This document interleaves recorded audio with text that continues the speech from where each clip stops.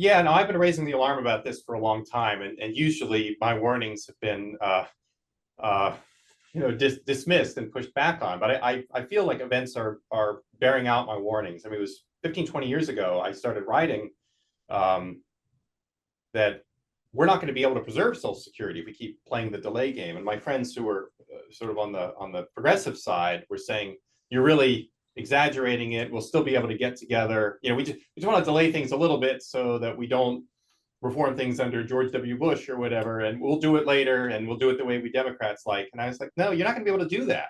And I think that events are bearing that out. Here we are, much closer to the depletion date.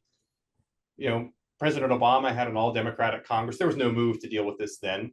It only gets harder over time, which makes both parties less and less inclined to deal with it, which was all, I think, perfectly predictable at the time, right? If politicians weren't willing to deal with it before, why would they be willing to deal with it when the problem is 3-4 times as big? So I think it was relatively predictable, and yet a lot of people were saying, we can afford to deal with this later.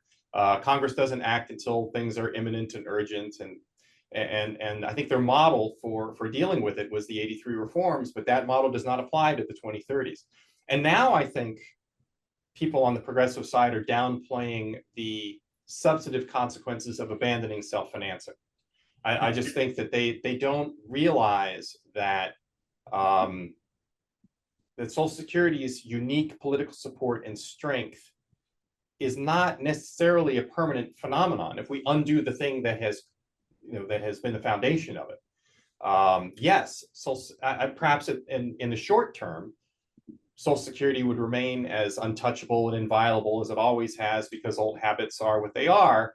But over time, people will start to realize, hey, this thing is absorbing a huge amount of the general budget. There's no respect in which these benefits were paid for by the recipients. We got to start just cutting them at the last minute.